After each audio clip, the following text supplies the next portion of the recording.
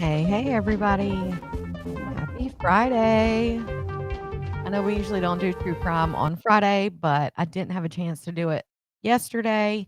So I wanted to come live and talk to y'all and have our true crime time together because I know there's a lot of ladies that enjoy the true crime, and if I don't do it, then they miss out on it. So, and I miss out on it because I love to talk about different cases and stuff.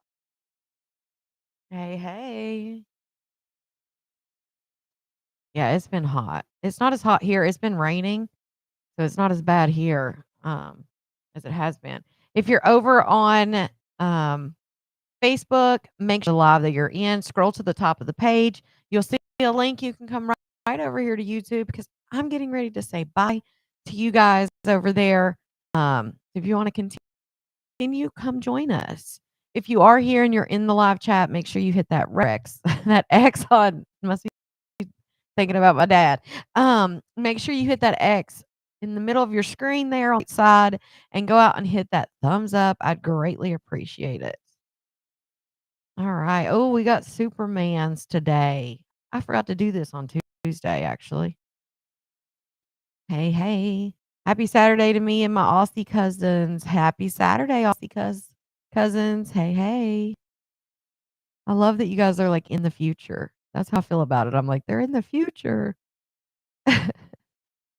All right, today we are matching the Superman and Superwoman women. So we've got 1, 2, 3, 4, and 5. We've got methadone possession, driving while intoxicated, corporal energy injury. Listen to me, I can't speak today. Corporal injury of spouse or cohabitant, stealing and making terroristic threats. So y'all throw them out there, 1, 2, 3, 4, and 5, what they did, and whatever I see, I'll stick it in there, and we'll see how good we did. Sometimes I just pick the wrong person, and then we get it wrong, but let's see if we can get a little bit better on this one. Dang, we've been doing bad. Hey, Darlene. Hey, everybody coming in. Hey, hey, hey, Lakita. Hey, everybody. Yes.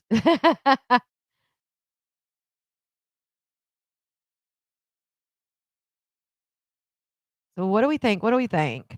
What do we think 1, 2, 3, 4, and 5 did? Who do we think is the Methiana? Stealing number 2. All right, we got number 2 stealing. All right, there we go. What else we got? What else we got? Oh, you think 2 is the injury. Ooh. 3 is the Methiana. All right, let's go 3 Methiana. Then we got driving while intoxicated, making terroristic threats, and corporal injury of a spouse or cohabitant. I feel like number 4 is probably the entry of a spouse. I don't know why. She just looks like she's got that feistiness. Number Oh, you think number 2 is drunk driving. Yeah, we are bad at it. We are, but we're getting better, damn it. Number 3 for what, Sheena? Yeah, I think so too. I think injury of a spouse for sure. Let's do it since the guy's smiling, let's do driving while intoxicated, and then we'll do making terroristic threats. Let's do it this way. Let's see what we get. See if we get any better. We got 3 out of 5, y'all. CP, look at you. We're getting better. Now we might do worse on the last one. Okay, here's what we got. We got making terroristic threats. Number 2 was the Methiana. Number 2 was Methiana. We missed out on that one. I thought about that too. I was like, "Nah, he kinda looks like that." So, number 3 is stealing. So, basically, we got 2 and 3 switched. We had 2 and 3 switched. So, Methiana possession and stealing, you know, we got the corporal we got her, she injured a spouse, and driving while intoxicated. So, we got those. The only thing we did is just switch the 2. If we would've just switched those 2, oh, look at us getting better. Now the next one maybe, let's do one more and we'll get into it. Oh, we got American flags. American flags. Ooh, okay. 1, 2, ooh, and we got a PDF file in here. 1, 2, 3, 4, and 5. We've got traveling to meet a minor. We've got arson, narc possession, domestic battery, and driving while intoxicated. What do we think? What do we think? Let me see what y'all think. Who do you think is the PDF 1 through 5? Who do you think is the PDF? Hey, Kai. Hey, Kai. Hey, Tina Bina. Hey, Tuti, Roberta. Who do we think, you guys? Who's the PDF? Hey, beggars. Who is the PDF? And what else do you guys think? Anything stick out to you on this one? Yeah, this one's interesting, right? That's what I said. I just wanna see if we can pinpoint the PDF because you never know. I feel like number 2. Yeah, yes, I feel like number 2 is the PDF for sure. 1 is domestic. Oh, you think 3 is Vicky. Remember Vicky said 3, she thought 3 was. So let's do 2, and then, what'd you say, domestic battery is number 1? Is that what somebody said? You think one is the P word. You think one is the PDF. Ooh, this is going to be interesting because some people say 1, some people say 2, and some say 3. I haven't seen anybody else say domestic is the chick. Oh, dang. Y'all are split on these. Some people say domestic is the chick, some that say number 3, number 4. Ooh, let's do domestic's the chick. Now what? We got arson, narc possession. Like the girl may have been the narc possession, but we'll see. Arson, driving while intoxicated. I feel like dude is driving while intoxicated. Let's do it like this. We'll see what happens. I just wanna see who the PDF is, to be honest. Oh, 1 out of 5. Alright, what do we get? What do we got? Oh, number 2 was not. Oh my goodness. Whoever said I did see some people saying number 1 is who was traveling to meet a minor. So the PDF is number 1. Number 2 is arson. Number 3 is narc possession. 4 is driving while intoxicated. And number 5, the only one we got right was the domestic battery. So say no to beggars got us 1. And anybody else who said her. But yes, see, I thought number 2 or number 3 for the PDF. That just shows you can't judge a book by its cover. So this one right here, PDF, traveling to meet a minor for X. Ugh, that's terrible. What are these people thinking? Yes, you did, beggars. That's why I said you got us 1, girl. You got us 1. I did not expect. I feel like number 1, it was I will say that, he looks like a minor, right? I will say that you guys thought 1, 2, or 3. Those were the ones I saw in the comments, 2 or 3. So there was a few people that did say that number 1 for sure. Well, we did good and then we did bad, but you know. But if you want to play that game, it is on the Smoking Gun website. And it's just under the tab time waster. But there's some cool stuff on there. There's mug shots, like celebrity mug shots. There's all kinds of stuff. It's definitely a time waster for sure. It's a good site to just scroll on. Colette, if you flip your phone sideways, or if you can actually zoom on your video. Like right now, where it has my picture, if you take your fingers like you would on your camera and then zoom, you can actually zoom it. Or like I said, if you turn it sideways, you can see it a lot better. It makes the comments like pop up on the screen so then you can see it. But you can also take the comments away if you want to see what else is on the screen and they may be covering it. But yeah, all right. So let's get into this first one. And I promise you I'm not trying to rage bait at all. That's not what I'm trying to do here.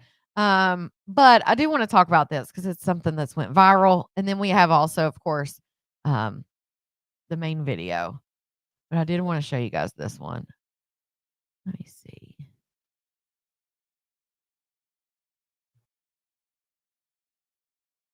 All right. And I just got my video done and getting ready to upload it for Malarkey later. So make sure you come back for Malarkey after this. Um, and then I got a really good video for you guys. That's why I was a little bit late. I was in the middle of making another one. I was in the middle of that. So you guys will definitely enjoy that one later. So yeah, definitely come back for that. All right. Maybe another one. Let me see. And I'm sure some of you guys have heard about this just because it has went so viral. But I wanted to talk to you guys about it.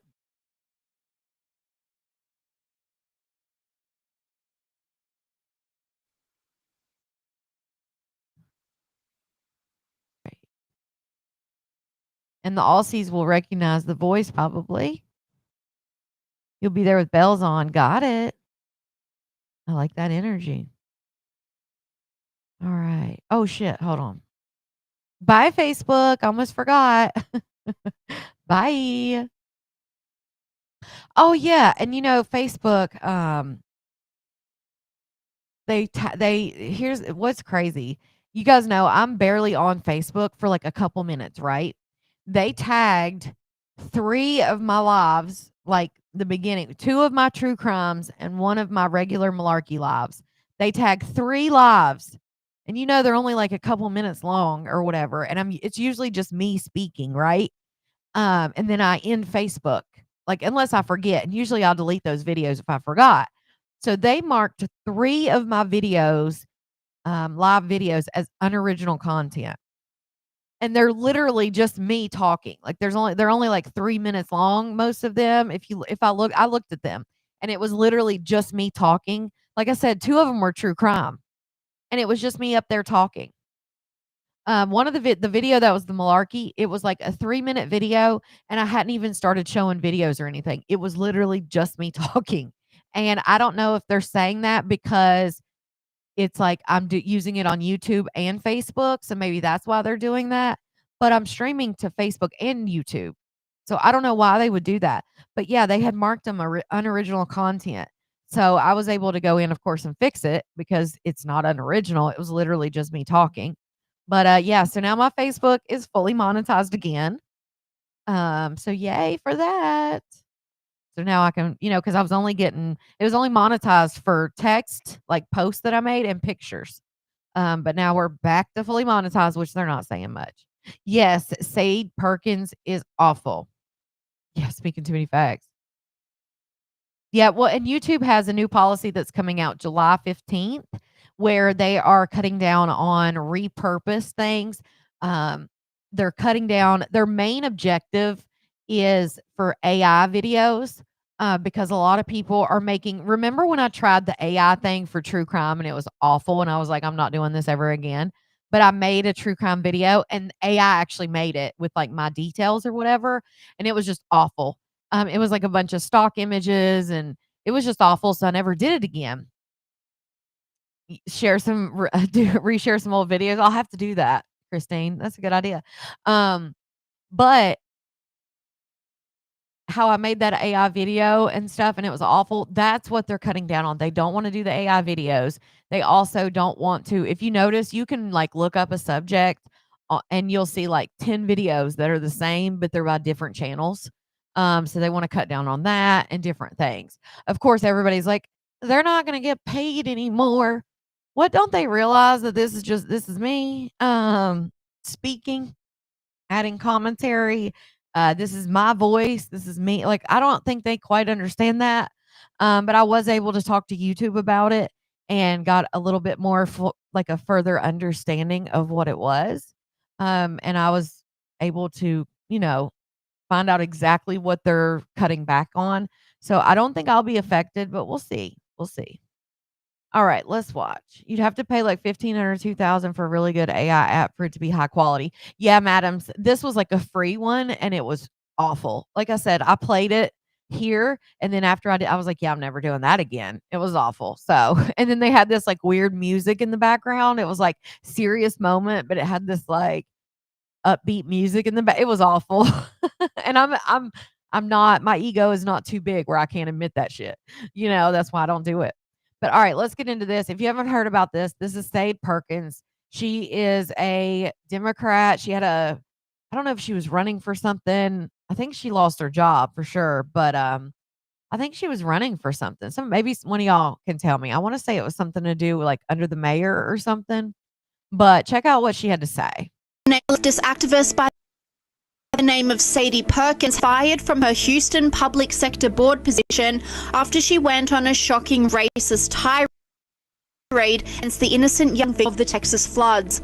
The former member of Houston's Food Insecurity Board and Small Business has been blasted on social media after she went on a bizarre rant about the Camp Mystic summer camp. Her tirade with, "I know I'm going to be cancelled with this, but..." I know I'm probably going to get canceled for this, but Camp Mystic is a whites-only girls' Christian camp. They don't even have a token. They don't have a token black person. A all white-only conservative Christian camp. If you ain't white, you ain't going. Period. And all these white be saying things like they need to be deported, they shouldn't have been here in the first place, and yada yada yada. So before y'all come at me, before y'all start leaving hate comments on my page about, oh, these are just kids and they don't know no better, the parents of these children who are choosing, and it is a choice in 2025, it is definitely a freaking choice to go into East goddamn Texas and to make a all-white enclave. And in another shocking twist, after she was exposed and put down on her abuse with this unthinkable comment, saying, consequences for what? Maybe it was God's will to wash them away. You know, maybe it's God's will. I'm not saying that because I don't even believe in God. But if you use their logic, if it would have happened to trans kids, that's exactly what they would be saying. And anytime a natural disaster happens to a state that they don't like California with the wildfires, these MAGA Christians were saying, well, that's God's will and don't send them any relief and all this. And again, Perkins still hasn't got the message that what she said is completely reprehensible. Her latest video proves she has no remorse, even laughing at the situation. Okay, she asked me for a statement. I gave her one, and I told her what it was. And I think that this is like, on one hand, it's definitely funny because I'm over here kikiing for sure, but do not negate the fact, all right? These are white people using their white power, all right, to try to bring me down, I guess. But the fact that it's just not working is even more hilarious. Online commentators of all races and political persuasions have come after Perkins. You've lost your mind, and I think it's a real good idea for you to take a break from social media because there's no way. How dare you try to say or try to compare such a tragic, truly tragic situation to some fucking illegal immigrants who chose to break the law and brought their kid here, and now their kids are suffering the repercussions. This commentator agreed, saying, listen, I don't believe in cancel culture, however I make exception for Sade Perkins. Her racism is on full display. She said that Camp Mystic was a white supremacy camp and that those girls got what they deserved, an absolutely horrible human. I'm absolutely shook that somebody can be this cruel. And this commentator doubled down, highlighting the pathological obsession with race on the left. This is a perfect example of some of the people in our society who obsess over race. They make everything about race. Girls are dying and washed up in a flood, and her first thought is, what's like the racial demographic of the people who are missing in this camp? It's pathetic. People like this are the people who work and keep racial issues alive. She talks as if this camp only allows white girls, with no proof other than simply pictures. What if it's just simply white people primarily have been the ones that decide to go there? Different cultures do different things. Or maybe there have been multiple races of people there that just aren't in the pictures. I know, it could be a crazy concept. But people with this mentality are the ones who are harming our country. They're not helping anything. And it's pathetic. Again, girls are dying. They've been swept up in a flood. And she's thinking, well, the people behind this, there's a lot of white people there. I'm not seeing much color, so they must be racist. And we need to know the context behind that. Be quiet. And eagle-eyed commentators dug into Perkins' life, exposing her as the partner of the senior pastor of the First Unitarian Universalist Church of Houston. The church was forced to come out with a statement, distancing themselves from Perkins and her comments. Her also condemned her comments, saying, I want to be clear that I disavow her comments. While she was not speaking on my behalf or on behalf of my congregation, I realize that her comments has caused harm to many people who are experiencing terrible loss and anxiety. I believe strongly have inherent worthiness and dignity. Her comments were not in the spirit of the Unitarian Universalist values centered around love that my congregation and I share. Unbelievably, Perkins was not the only person to spread hateful rhetoric about the victims of the Texas floods. Pediatrician Dr. Christina Probst was placed on administrative leave following her social media post saying, "May all visitors, children, non-MAGA voters be safe and dry." Kerr County voted to gut FEMA. They deny climate change. May they get what they voted for. Bless their hearts. Online commentators blasted this woman as well, with this person saying she is heartless to wish bad for children because their parents may have supported Trump. I'm very happy that she was fired from her job. She should be ashamed. And it seems Dr. Probst was only regurgitating leftist talking points from officials like Chuck Schumer, blaming Trump for the Texas floods. So yesterday I asked for an investigation into what role, if any, the administration's staff cuts to local National Weather Service stations played in preparedness and response to the Texas tragedy. Megyn Kelly unleashed on baseless claims. Some in the media, absolute ghouls all over the internet, trying to blame the president and Doge for the tragedy, claiming cuts by Doge to the National Weather Service are to blame, that they left the agency unprepared. There's a long list of disgusting political ghouls who are doing this. They're insane. These are insane people.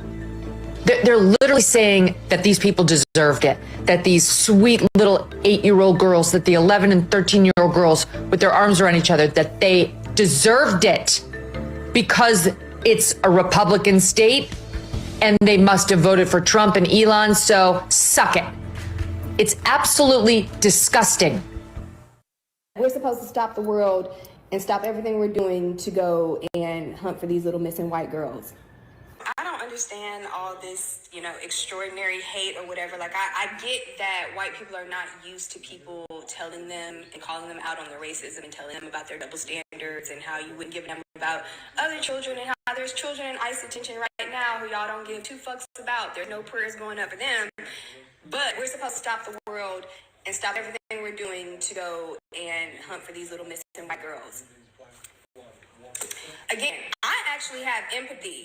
This is a very strong case of TDS, and like I've mentioned before, this Sade Perkins girl has lost her humanity, also has delusion of the word empathy. So she thinks that she is full of empathy while she says, why are we hunting, quote unquote, for these white girls? Because there were a white girl camp, they're not that important, and that perhaps God washed them away for a reason. So I'm sorry, Miss Sade, that is not what empathy is.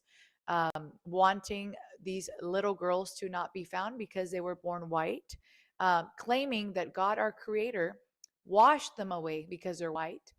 Not empathy. You have not a single minuscule ounce of empathy.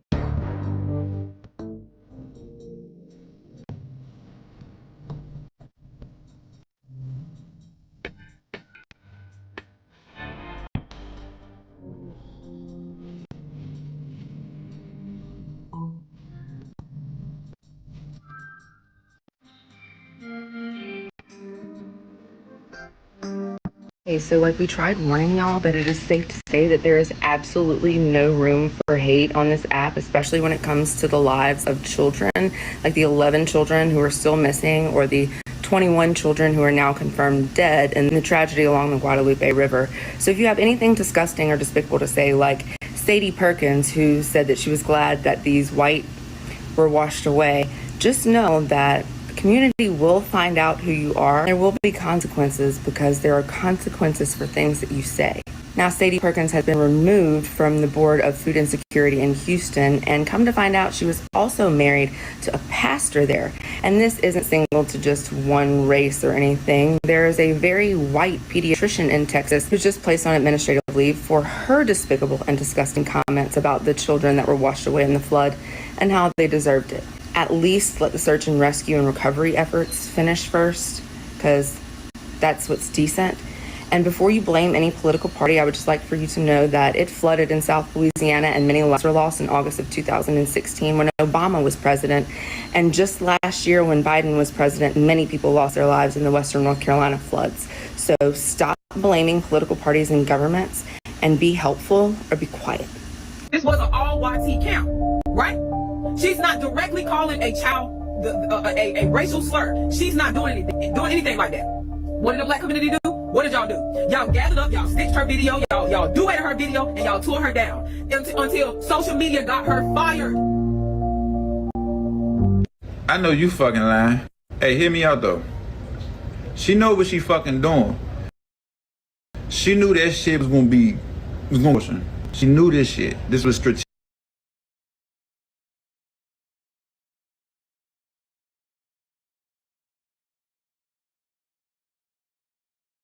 Remember the woman in the park, the white lady in the park that chased that little boy down and called him the N-word and was confronted and all that stuff. Remember I showed that video and that woman raised like $500,000 on GoFundMe, which they taking apparently and like giving the refund. They refunded everybody is what I've heard. And then she ended up raising another like 600,000 when we saw it and it was still rising, but she had raised another like 600,000 on another sourcing app. Do you guys remember her? And she was racist and all those, she lost her job because of it. And then all those people started that GoFundMe. And then of course it got put back, but she ended up making like almost $1 million off of that because she was, okay, Roberta, because she was, in my opinion, plain out racist to a little child. So what this man is saying is that she did it on purpose. That she is doing this thinking that she may get the support of that woman. And remember, we even talked about it. I said more people, we said it. We said more people are going to start this shit and try to do what she did. I thought it was going to be like more white women trying to be racist and get money. Is what I thought was going to happen, because you see this woman who legit chases a little boy in the park and calls him an N-word, a little boy, right? And she gets 600,000, maybe even more. I know it was more than that because that's when we looked at it. Within a couple days, people raised that money.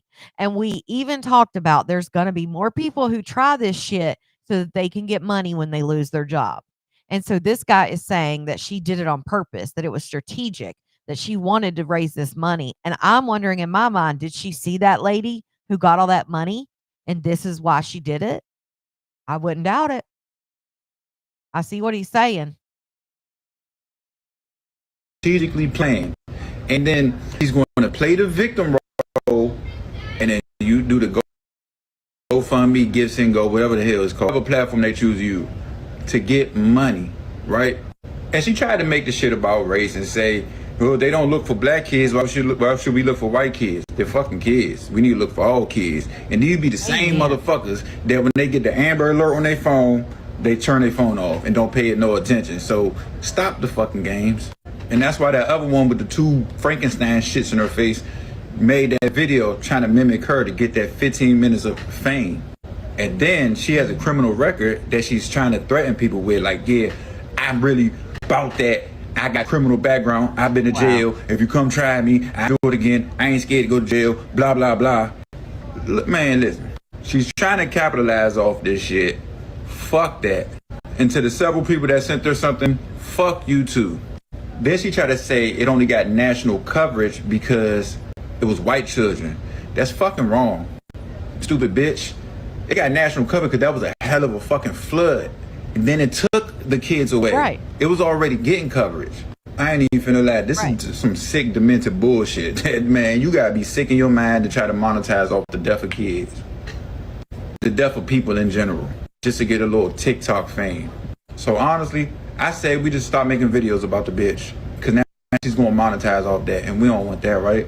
Nah, we don't. All right? You are not gonna freaking believe what she's posting about the Idaho 4 victims. What is so special about this man and why him? Okay, so this is her again. If you guys remember, people were pardoned. So this man was pardoned. So this is her theory. Why him? Why not this guy? Why doesn't MAGA want him to be set free? Why not Brian Koberger? He got his whole life ahead of him. He only killed, 3 white bitches? So why Derek Chauvin but not him? Why don't y'all want him back on the streets? Is it because he murdered 3 reproductive baby machines for your white supremacist movement? Is that why y'all are upset about him? Because I feel like 2 can play that game. If y'all want to set everybody free, y'all want to set the white supremacist free, set this motherfucker free. How about that? Set him free.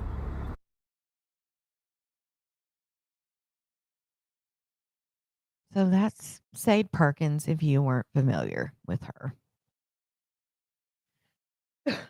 Yeah, I would be too, madams. I would be too. Sadly, and we all know why, but yeah, sadly, I don't think she will either. Um, right. People losing their life in general is bad enough. Who cares the race? Just but people are so cruel. Yeah. Yeah, it's wild. I haven't heard of that, Christine. So they've 2 children in Nova Scotia have been missing 8+ weeks now, and absolutely no evidence either way if they're alive or what. Just poof. Oh my goodness, that's so sad. I was watching a documentary last night about, and I had seen the book, My Name is Steve, and I didn't know all the details around that, where the abducted when he was 7, and then he came back when he was 14. What happened, the man who, abducted him at 7 actually brought a new little boy home for Valentine's Day and was like, "Happy Valentine's Day," and it was a little 5-year-old boy. So he ended up leaving with the 5-year-old boy and hitching a ride to the next town to go to the police station. I don't know if you guys have ever heard that story, but it's called My Name is Steve. I watched it, can't remember when I watched it, recently. Um, I was trying to figure out if I watched it last night or this morning, but either way, yes, I was not aware of all that story because it happened so long ago. I didn't realize, like, all that stuff happened. I said, "Damn, that's a sad story." Alright, let's get into the next one. Let's get into this next story here. I just couldn't I don't know. I don't know if she really feels that way, and that's what sucks now about the internet is, like, I don't know if she really truly feels that way or if she's saying all that shit to rage bait and just to get, attention or whatever. You never know at this point. Don't think like that with closer. First name is Steven. I think it's just Steve. Well, yeah, same story probably, Nikki. I thought it was Steve, but yeah, maybe my first name is Steven. The mom took off to her mom's the next day after they called 911 at 8 a.m. saying they woke up and the kids were gone. Elaborate story, searches for weeks, not a clue. Oh my goodness, that's awful. That's terrible. He died in a crash drinking. Very sad. Yes, this was a documentary with his daughter, and his daughter had like all of the recordings and all of that stuff, and she had never seen all of it, and they broke down like not only what happened, and they were like everybody wants a happy ending, and this was not the happy ending. So it's definitely his older brother was a serial killer. I didn't know that. Well, I know I didn't watch all of it. Has like different episodes. I mean, different, yeah, episodes. I only watched like the first episode, and I think there's like 3 more. So I've only watched the first one. I wonder if they cover that, because they kept talking about how it wasn't a happy ending and there was so much other things that went on. So I wonder if they did that. Like, I wonder if they covered that. Now I'm gonna have to go watch the other episodes. We still have to watch what we say and do because everyone knows my family and we're still very involved in the community politics. That was crazy of her. Yeah, that was crazy. That's another thing is like in my mind, I'm like, is she doing this for money and attention and stuff? And then it's like, well, she knew she was gonna get fired. She knew holding a political position, unless maybe in her mind she thought, oh, I don't know. Maybe in her mind she thought that was a good idea. I have no idea. It just doesn't make sense. It's like, why would you, just like the pediatrician, why would you say that? Why would you say that you hope that the non-MAGA voters and all of this, aren't swept away, but everybody else is cool? When you're a pediatrician, you're a doctor, and you should know that there are people that are probably in your practice and their kids are probably being seen by you, and they may have voted for Trump. They may be Republicans, but that shouldn't matter how you treat the patient or how you feel. Like you feel that they shouldn't even be on this earth because they didn't vote the way you voted. That is wild to me. It is not. That's why everybody had some sense back in the day and said, you don't talk about politics. You don't talk about that shit. Mortician. I haven't watched that, madams. I'll have to, though. Okay, I will, yo. I definitely will. But it's like, that's why people back in the day were like, you don't discuss politics because this shit's getting wild. Like, I understand people disagree and you voted one way and they may have voted the other way, but I don't look at somebody and say, oh, I hate you and I can't, I wish the worst on you and all that just because who they voted for. You don't know what their perspective is, their background, how they view things, what they think as far as the politicians, or what their thinking even was when they voted for what they voted for. I don't know. I think it's just wild that it's come to this. Yeah, they don't. It's like they're so far left or so far right that they feel like the other side is not worthy of being here alive. That's too far. All right. This video. Get into the next one. All politicians are corrupt. Like, I don't think I think all sides are corrupt. There's corruption and bad apples in everything. Every side, every party, all that shit. All right, so let's get into this story, this tragic story of. They will be torn apart. I will move far away and won't see or talk to him for 5 years. Okay, so it says they don't know it, but a year from now, me and my 5-year-old sister would find them wrongfully pew-pewed in our home and won't get to watch me graduate high school, see me walk down the aisle, and couldn't even say goodbye.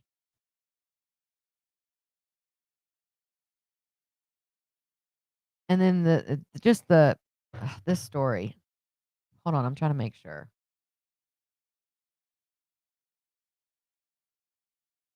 And no spoilers if you know the story already. Okay. I'm just making sure I still had sound here. I get to feeling guilty and I think about my mom on the first one in my family to see $1 million. Welcome to another episode of True Crime with your host, Feminine and Fierce. That's me. This is the tragic case of James and Kristen Brock, who were unalived in their home, only to be found by their 5-year-old daughter. Take a listen. I have an update to an investigation we told you about last night at 5 o'clock. The sheriff's office now says 2 people found dead in a home in Carroll County are victims of a double hunt. A video from the 11 Alive Sky Tracker as authorities were on the scene investigating this afternoon. Those victims were both found dead on Tyus Road in Carrollton.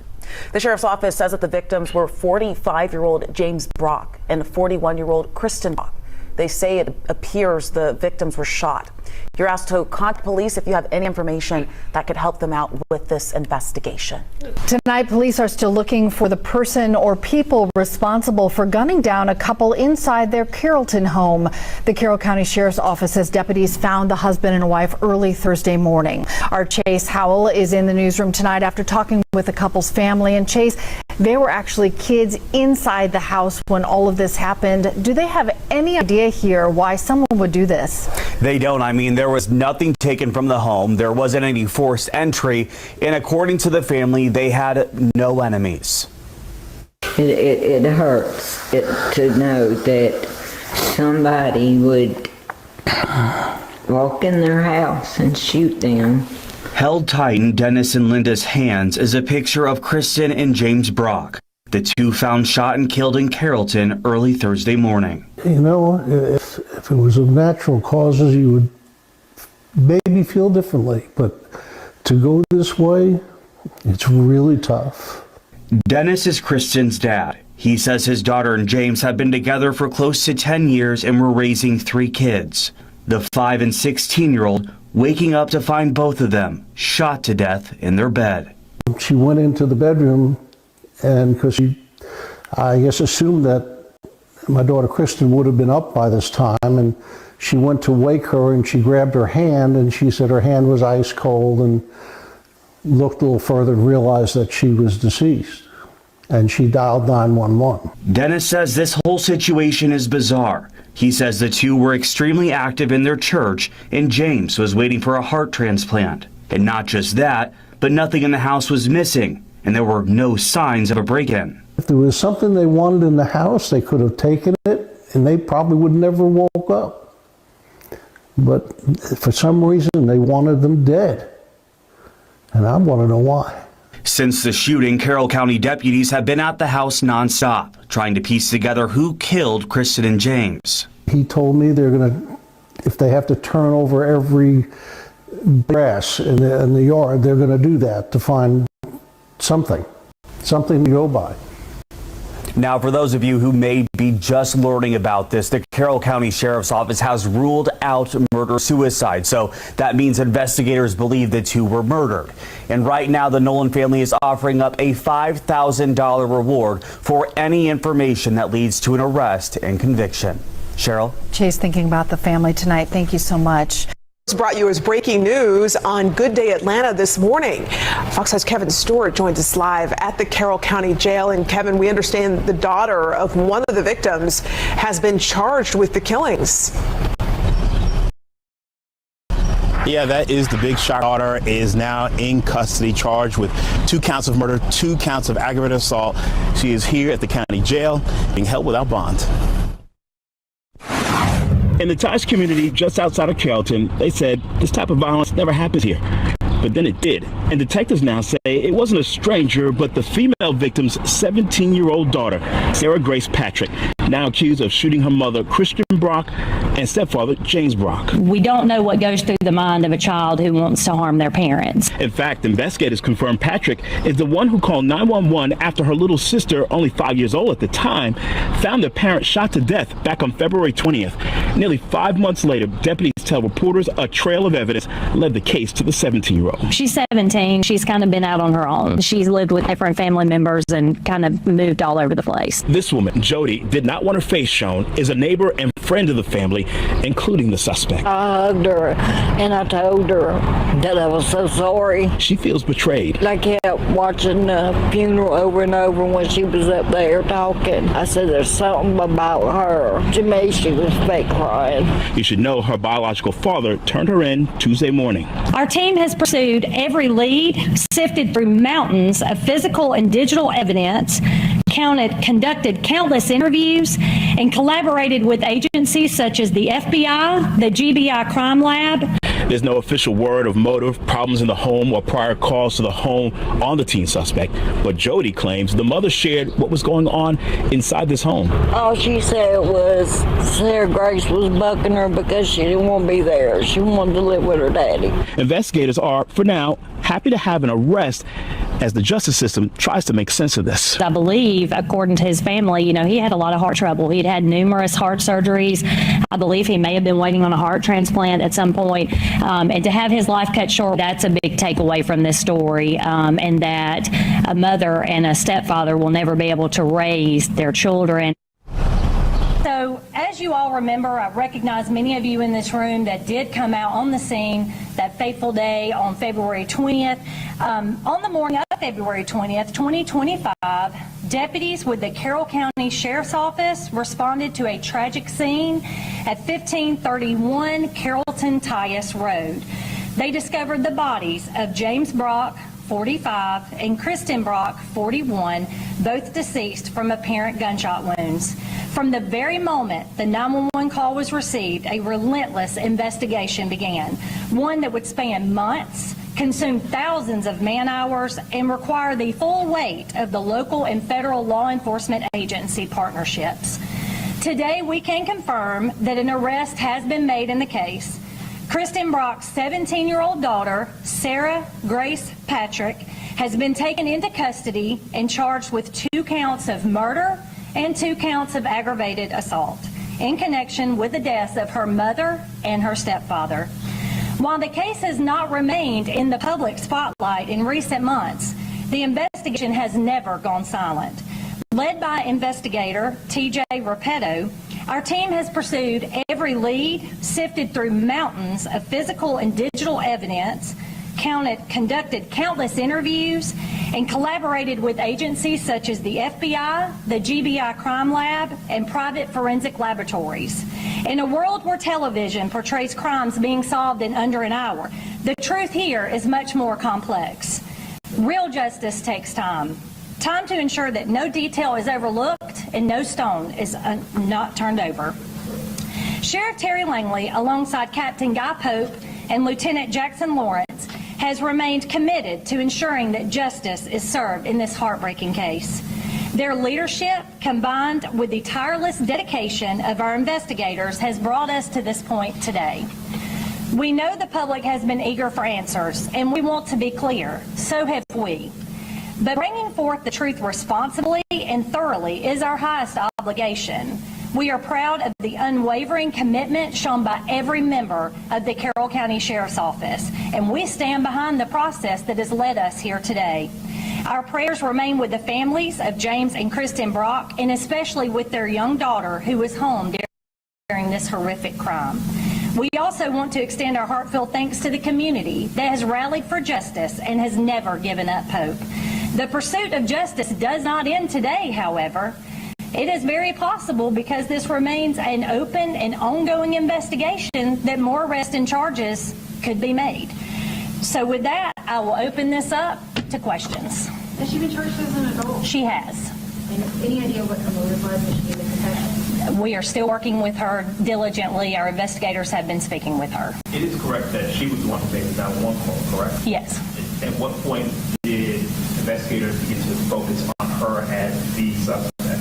So I believe in the beginning of any case, everyone's a suspect. I think I told many of you that when we were on scene that day. However, as an investigation continues and everything ebbs and flows, like I said in my press release, mountains of evidence has gotten us through here today. Lots of processing, lots of working with our law enforcement partners to get us to where we are today that honed in on her as a suspect.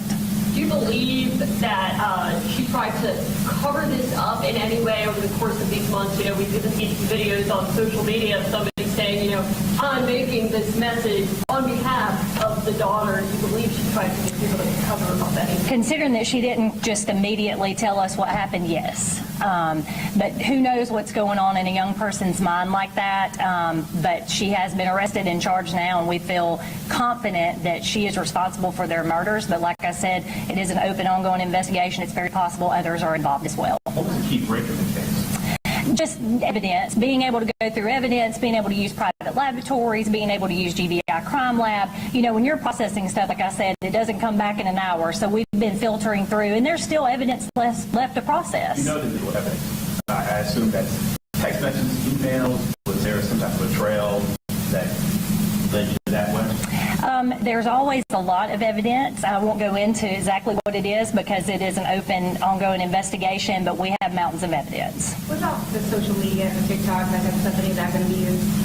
That will be up to the prosecuting attorney, and they'll work diligently with our investigators to make the case go forward towards trial or whatever they decide to do.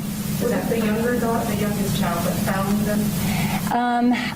I believe that, and you speak to this, Kim, the smallest daughter found them that morning, correct? And then she came and told Sarah, and then Sarah made the 911 call. Where was Sarah?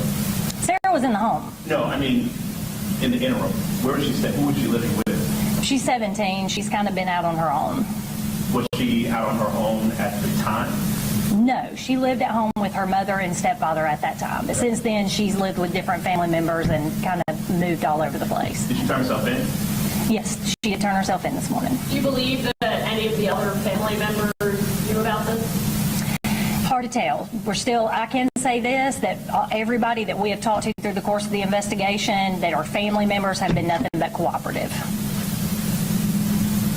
Anything else? Did you do anything after the murder during the investigation that you guys will use in your Like I said, we're still kind of putting all the pieces of the puzzle together, but I can tell you what led us here today, and that's the evidence that Sarah killed her parents. Did she say why she turned herself in? She turned herself in because we notified her she had warrants for her arrest. Did you have previous charges, any previous calls to the house regarding? Not that I'm aware of. Not regarding her. Not that I'm aware of. Did she seem remorseful? I have not been personally with her or interviewed her, so I could not answer that question. was a shock to her family as well. Did you get any kind of, were they shocked? What surprised them? Like I said, her family's been very cooperative. I can't imagine as a parent making. Her father brought her up here this morning. She turned herself in. I can't imagine what he's going through, so my heart goes out to him as well. You talked about the family. I know they've been trying their best to keep this in the forefront. Yes. I know you guys are working behind the scenes. Yes. I guess it takes, especially for cases sake, it takes a lot of time to make sure the I's are dotted and the T's are crossed. And Yes. you speak to that because they've been seeming like on social media that they were frustrated, but it takes a lot. Yeah, and we understand. I mean, if you don't work in the law enforcement field, like I said, CSI's kind of tainted us where, hey, something happens, it's done in an hour. This is not the case. I mean, and not only that, don't you want the right person arrested? So that's why it takes so long. These diligent investigators took their time. We've got the person that we believe orchestrated this and committed this horrific crime, and that was played through the part of evidence, and that's not something that's processed overnight. Do you know where the weapon was obtained from? I can't speak to that right now. Still investigation. Say that again? Younger child, how old is She is 6 years old now. she? Do I have to give her? She's staying with family. You speak to like tough things. Oh, it's absolutely a shock to our community. Carroll County is a great community. We very rarely have stranger-on-stranger crime here, so I would like to say that we're not a dangerous community. I know that the Tice community that this happened in, those neighbors were really up in arms, as they should have been. Like I said, this has been a process to get us to where we're at today, but we don't know what goes through the mind of a child who wants to harm their parents. So that I can't answer right now, but it is a very horrific and sad case. Was there any evidence of any type of, I don't want to say abuse, but challenges in the home? Still an ongoing investigation. And for anybody, who worked on this case, I don't know if there's ever been any other case like this in any of your careers, or if this is one of the few, but just when the facts, as you say, lead you to this conclusion, is it difficult, or what is that like just as a human, kind of when you follow the facts? Anytime you work a case where somebody's life has been cut short, James is a special case because I believe, according to his family, he had a lot of heart trouble. He'd had numerous heart surgeries. I believe he may have been waiting a heart transplant at some point. And to have his life cut short when he was given so many opportunities to live, to me, that's a big takeaway from this story, and that a mother and a stepfather will never be able to raise their children and the little girl that was in the home. To me, she's probably the saddest victim in all of this. You did mention she didn't turn herself in. You said she was turned in with a father. Yes. Correct? Yes. Mm-hmm. All right. I'll be around after. If you have any additional questions, I will send you. If you will give me a business card, I'll be happy if there's anything additional. Carroll County teen accused of killing mom and stepfather. Yeah, this is so bizarre. So 17-year-old Sarah. Okay, this is the most bizarre part because this happened back in February, okay? And they were investigating for 5 months, right? April, May, June, July. Yeah, 5 months it took them to investigate. Digital evidence. They said they have stacks of evidence. And the way she said she orchestrated, that makes me think that she wasn't the one who actually pew-pewed them. And the dad was on a machine for his heart. He was waiting on a heart transplant. But the way she said orchestrated makes me think that she orchestrated this and she wasn't the actual one who did it.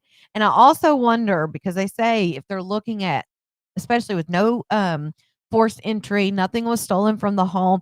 I'm wondering if they did gun residue testing on the 16-year-old. Well, she was 16 at the time. I think she's 17 now. But I wonder if they did gun residue on her. The saddest part is that she did this, orchestrated this, or did it herself, one or the other, and she left them there.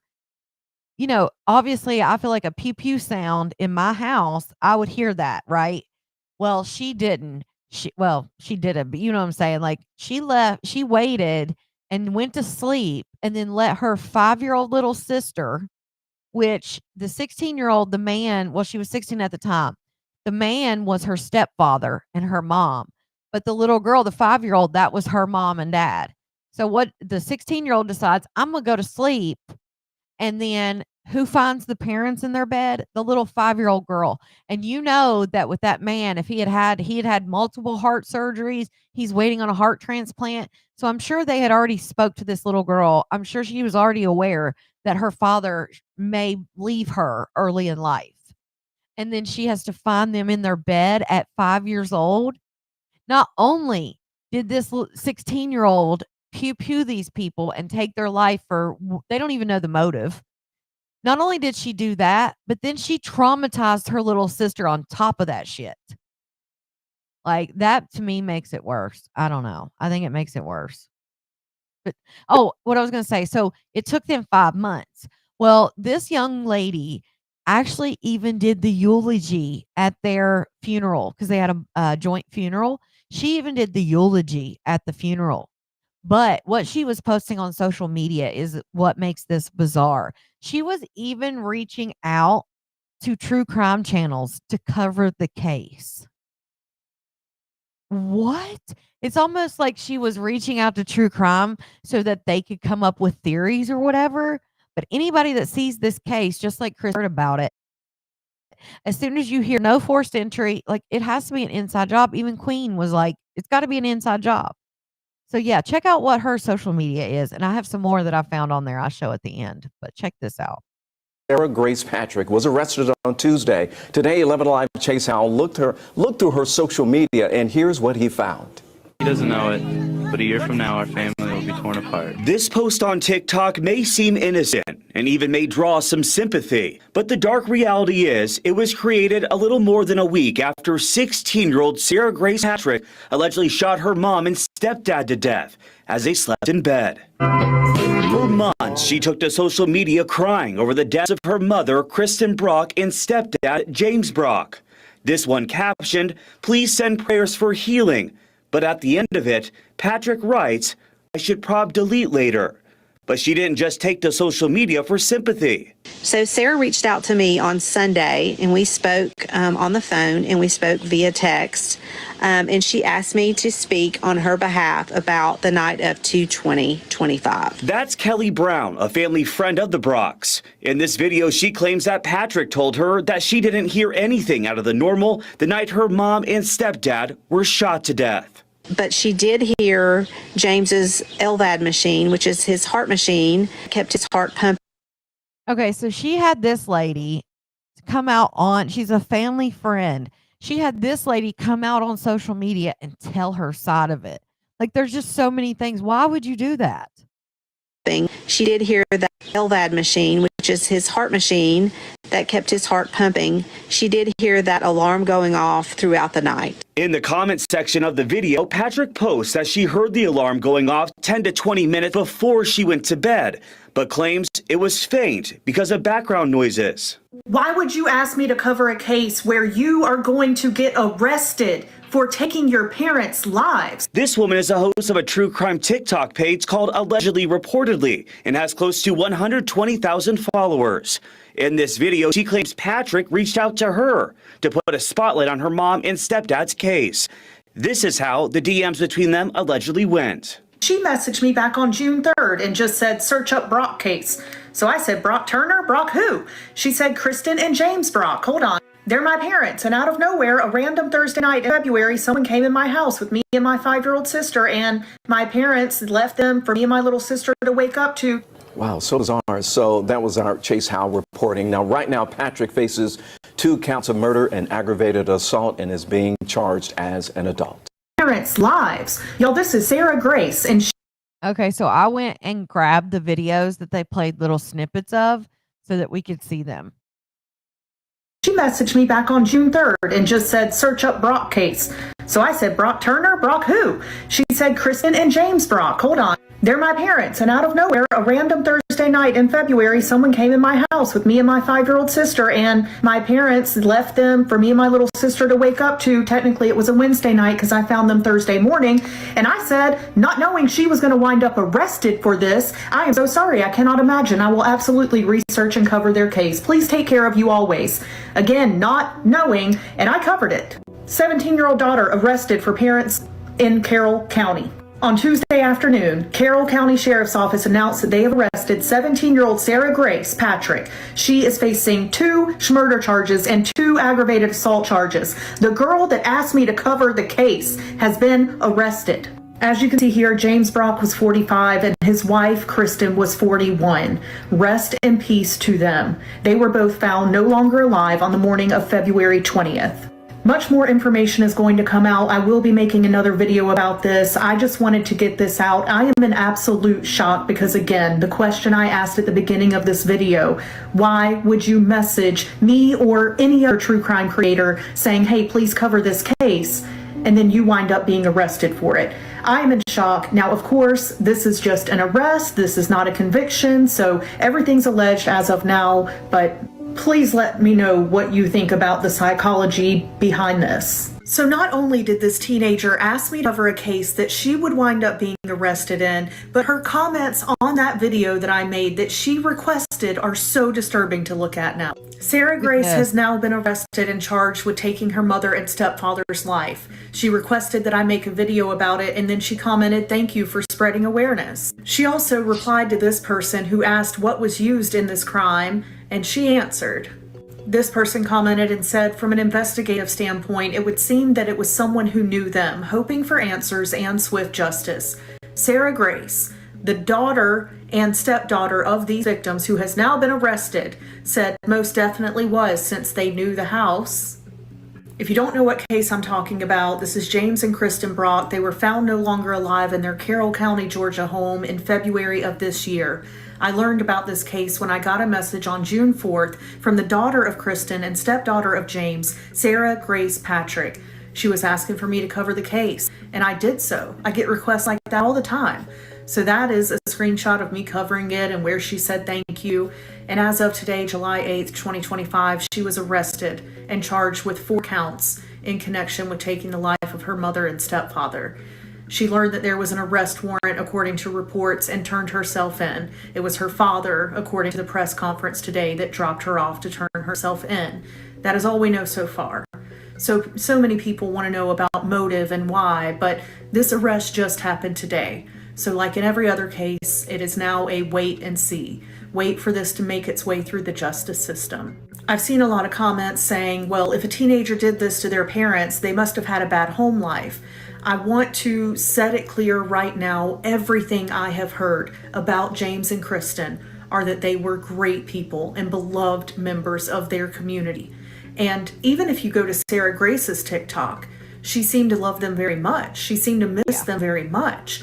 So I don't want to allow a narrative to start being played out in the comments that is basically victim blaming.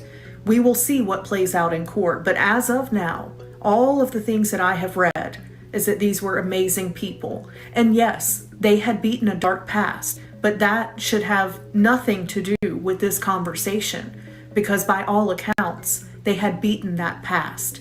And anyone who has beaten a dark past, as far as my experience and the people I've known that have done so, are some of the strongest people I have ever known. And furthermore, James was on a waiting list for a heart transplant. So he was having to get tested all the time for substances. So if people are trying to say, oh, well, they did substances in the past, this must be connected. That man had had multiple heart surgeries and he was waiting on a heart transplant. When you are waiting for that, when you are using the medical devices that he was using, you are routinely tested. So again, I cannot tell you, concrete, there was a perfect family life, so there was no reason whatsoever for this. All I can tell you is that Sarah Grace Patrick has been arrested and charged with 4 counts in connection with taking the life of her mother and her stepfather. And if you watch the press conference by the Carroll County Sheriff's Office, they seem pretty confident and they said they have a mountain of evidence. So we will see what plays out, but I just wanted to clear that up pretty quickly. I don't want to allow that narrative on my page. If it turns out that you guys were right, I will certainly come on here and make a video. But for now, I request that we all wait to see what comes out. And rest in peace to Kristen and James Brock.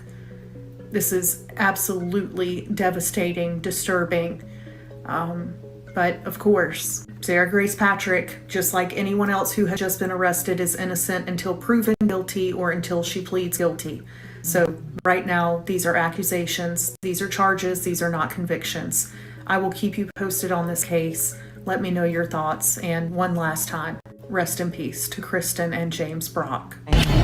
For those of you who do not know me, my name is Sarah, and I'm Kristen Brock's daughter and James Brock's stepdaughter. This isn't easy. I don't know how family managing do this all the time, but I'm really happy I get to do this. But just bear with me because I share a lot. I just wanted to say goodbye to my mom and James since we never got the chance to. I was so used to you guys always being here to complain that I never once thought to imagine y'all not being here. I didn't have a single clue how much I needed y'all until now. For James, thank you for all the life lessons you taught me and for being the best bonus dad ever. Your heart will finally be healed in heaven and you don't have any pain anymore. Although that gives me so much comfort, your fight was not supposed to end there. And my mother, everything we went through does not define what kind of person or what kind of mother. You were a beautiful, kind soul with so much gratitude and so gosh dang strong. And you taught me so many life lessons, and so many you just recently taught me through a letter you sent to James in 2018. When I first read it, I smiled and I cried, and I got chill bumps. But every single time I read it, it puts me to a lot of peace. So I thought I'd share it. May 23rd, 2018. Deuteronomy 6:5. But the Lord your God with all your heart, with all your soul, and with all your strength. The wrong one will find you in peace and leave you in pieces, but the right one will find you in pieces and lead you to peace. We can't always choose the music that life plays for us, but you can choose how we dance to it. She was always dancing to her own beat, LOL. And keep in mind, she wrote that herself.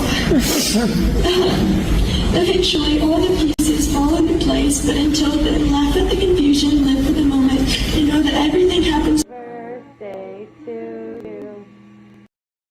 She was literally, which it goes on. I mean, it's a long eulogy, but she literally says, just remember everything happens for a reason. Yeah. And that reason is because you or someone you orchestrated picked up a pew pew and decided it was time for them to leave this earth. That's the reason that happened. But yeah, if you watch the whole eulogy, I mean, she cries the whole time. She does make a comment in that eulogy about all the things that me and you went through, Mom, don't define who you are as a mother. So apparently her and her mother had issues. The neighbor that didn't want to be identified said that Sarah really wanted to live with her father. So, and his wife, which you saw in that news article, that news interview where he was talking about, they didn't steal anything. He didn't even think about his daughter being the one who did it. But it was said that she wanted to live with the dad, and so maybe that was her motive. I'm not sure. But for her to do the eulogy, and then her social media, guys, her social media is still up. Sarah Grace, you see it, S Grace 04282. That's her TikTok, right? And she, in the 5 months since it's happened, she has done nothing but post about how much she misses them and post her tears and, like mascara tears and just like over and over. I mean, like so many posts. And to go back now, I mean, obviously then everybody thinks she's grieving her mother and stepfather. But now to go back, knowing that the police have said, look, we know this is the person. We have mounds of evidence to know that more than likely they have the right person, because it does happen, right? But she's like this one. Don't ever take your family for granted. That voice you once thought was annoying is what you may end up falling asleep to every night. And the only way you can hear it again is over video. It's not good enough. I just want my mama. Like, what? Yes, they're supposed to be getting out of jail, Julie. The Menendez brothers, they're supposed to be getting out of jail. They redid their sentence or something. So they could be getting out soon. All right, so let's watch this. And there's a GoFundMe also. She had a GoFundMe too. So let's listen to some of her social media posts. Yay! Really? Snowing. That's the little girl that found them. And it just keeps snowing. It's wet. Look at, I'm feeling so tired. That's her. I sleep so I can see you because I hate to wait so long. And that's her mom at church with with the little sister. I just want my mama. I can't do this without my mom. What do you mean I can't call my mom? This can't be real. On the way to my parents' funeral. Still doesn't feel real, but it stings. Why me? Why me? Why don't you ask yourself, why me? What a click catch. Yeah, there's a lot of shade in that eulogy. Okay, Tina Bina. A lot of shade in the eulogy. That's what I'm saying. Even in the eulogy, she's talking about her and her mom going through things. Like and there's so much more to that eulogy. I just didn't want to include all of it, but why me? And then the world ended when it happened to me. Again, she's the victim when it happened to me. She doesn't think about her little sister that she caused the trauma to. Not only that, but it was your fault, allegedly. She's innocent until proven guilty. But at night, when there's nothing to do and the house is empty, I think about how much I needed them. I just can't. And then her caption, I miss you guys so much. This was on March 3rd. And of course, it happened 2/20, February 20th. This one says, in honor of my mom, because she loved Jelly Roll and she loved this song so much that it has played first thing at the funeral. It was played first thing at the funeral. Hard Fought Hallelujah was the song. And there she is crying again. Another one crying with her mascara tears. She probably literally kept putting mascara on and so it would look this way. I do not put that past her at all. If she's done all of this, I don't put it past that she made sure to look in the mirror and make sure that they could see the mascara going down her cheeks. Like what? Yes, Tammy, I said that earlier. Tammy says, I'm afraid that since Gypsy Rose has been glamorized, we are going to see this a lot more. I said that too. I said, there's going to be kids that are going to recreate stuff like this so that they can end up going to jail for 10 years and come out and be the next Gypsy Rose. That's sad. Hindsight, right? There she had been through hell. There she is on the floor crying. Oh, this is all the same post. It hasn't hit that they're actually gone yet. This was 3/23. And then in the caption, it says unmedicated depression and anxiety at its finest. At least I have my mom. And then she's crying. My mom. And then she said, Mom, with a question mark and their urns. Because they both were cremated. And then she posts this. This is part of the post. Wish I could show the worst of it. That's her caption. Wish I could show the worst of it. She wanted to show people the crime scene, y'all. Who wants to show the crime scene of something that caused their parents, well, their mom and their stepdad to be gone? That's the house, by the way. Crime Watch Atlanta shared it. But yeah, this happened in Georgia. Yeah, selfies. But look, wish I could show the worst of it. Like, what? But she does. She shows some of it. She shows some of the house. She's showing like the reports from the different places. It's like, what are you doing? Look, the dumpster where they had to literally take the mattresses and stuff out of the home because they were so soaked, if you get what I'm saying. So they had to throw a bunch of stuff away. She's going to show the dumpster. And then all the stuff outside. And then that's probably, I don't know if they dug that out because maybe there was a bullet in the wall or something. That's what I'm assuming because, you know, they dig out the bullet. But this is all on her social media. No, they said Lady Night that she's not been living there. They said that she's been living with different family members and that the little girl is also with family somewhere else. She wanted people to see what she did. Look, yeah. She's showing all. You handled her death so well, is what the caption says. I mean, what that says right here that she put on the video. You handled her death so well.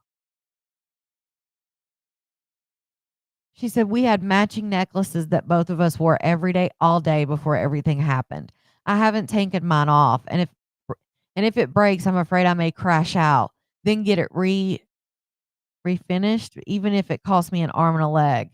And then it says, I will love you forever. Fly high, my sweet angel. Carpets, floorboards. Yeah. I can't help but hate myself because I didn't wake up to find them before my 5-year-old sister had to find her parents like that. Now you think of her writing that shit, knowing good and damn well that she could have changed that. So the fact that she wrote that, I can't help but hate myself because I didn't wake up to find them before my 5-year-old sister had to find her parents like that. When we all know now, see, she makes it like she's so, oh, pity me, pity. We all know now that she had every chance to find them or do something before her 5-year-old sister did. Yes, 20 more likes. I just can't. But my ultimate inspiration comes from my best friend, the dazzling woman from whom I received my name and my life's blood. My mother never gave me any idea that I couldn't do whatever I wanted to do or be whomever I wanted to be. She filled our house with love and fun and books and music, unflagging in her efforts to give me role models, my grandmother, God, and Ben. And she guided me through these incredible 16 years. I don't know if she ever realized that the person that I most wanted to be was her. If you ask me about my mom and stepdad, I'd say I'd miss them so much. But if you were to ask me on a deeper level, what does it say? I'd tell you that I just want to go home. I feel so homesick and I miss them so much. I can't stand the fact I can't see them anymore. This sucks more than anything possible. I feel like I'm in a horror movie that never ends. And on top of everything, I still have no answers. I'm so confused on how someone could have done this and even more confused on why. Why them? Why that? Just why? How could they? Ugh. How could they? Like, what? And look, I don't know if you caught this in the beginning. Right here. Okay, so if you don't catch this, she changes the name. She changes the lyric from, instead of I get to feeling guilty, she changes it to I get to feeling upset. But they're going to play this. Somebody even said it. They're going to play this on the Netflix documentary when they make one. Because if you listen to these lyrics, it says, I get to feeling guilty. I think about my mom. It makes a whole new meaning to this shit. All right, listen. I won't see or talk to him for 5 years. And as we I get to feeling guilty and I think about my mom. I'm the first one. I get to feeling guilty and I think about my mom. Like, what? They're definitely going to. I'll play that. I get to feeling guilty and I think about my mom. I'm the first one in my family to see $1 million. Ugh. Just so sad. And of course, this is going to play out. Either she'll take a plea deal or it's going to play out in court. Either way, I do think the way the cops said she orchestrated it, that we are going to see some more arrests in this case. I don't think she did it by herself. I don't think that. And even when they asked where did the pew pew come from, the officer didn't even want to answer that because I think that will tie whoever else is involved into this. But when it says that when she put that on there, I get to feeling guilty and think about my mom. Oh, you'll have fun, Kai. Have fun with your niece. Yes, Steph. I mean, if you go like I said, her TikTok is still up. You just have to search Sarah Grace or Sarah Grace Patrick, and it'll pop up Sarah Grace. And you can go back and through. I mean, there's literally months because it's been 5 months. There's literally almost 5 months of videos just like that. Videos just like that of her crying and talking about how much she misses them and all of that. She will plead insanity and get very little time. It's devastating. that it won't mandatory carry a lifetime sentence. Insanity plea is one of the hardest things to prove is insanity plea. So I don't think even if she insanity plea, I don't think that she'll get it. But maybe I think she just thought she was smarter than everybody else and that she could fool everybody and that she could play this perfect daughter role and do the eulogy and cry on social media and that nobody would be wiser. So yeah. They did not, Tina said that nobody knew it was her until recently. So this happened on February 20th. She did not get arrested until this Tuesday, July 8th. So nobody in the family knew, nothing. The cops were investigating it, but no one knew, no. So for 5 months, people have been thinking she's just a grieving daughter. But no, she turned herself in on Tuesday because they called and told her she had warrants out for her arrest. So, but I'll definitely, exactly. The song says a lot without saying a lot. But I'll definitely keep you guys updated. I'm anxious to see if there's going to be more arrests in this, to see if she had someone helping her because I do think she did. I think she had someone helping her for sure. So thank you so much, Crystal. Yes, I think it was a very good episode for sure. And I definitely wanted to do it since I didn't get to do it yesterday. But I hope you guys enjoyed this episode of True Crime with your host, Feminine and Fierce Me. Thank you guys for, yes, we have to keep updated on this one. I agree. Lady Night, I think they said it was mounds of evidence. So I think the crime scene had a lot to do with it. There was nothing stolen, no entry, all of that stuff. And then I think something may have been on her cell phone. They're not saying yet, but I think they're trying not to say it because whoever else is involved, they're not wanting to tip them off. Thank you, 2Ts. But I think maybe her cell phone gave some stuff away. Yes, Lakita. I will be back on here around 11 o'clock for Malarkey. So I hope you guys are here. If not, I'll see you next Tuesday for some more true crime. Love you guys. Thank you so much for the support. If you're watching this on the replay, #replay. Thank you, Sunflower. And I will see you next Tuesday.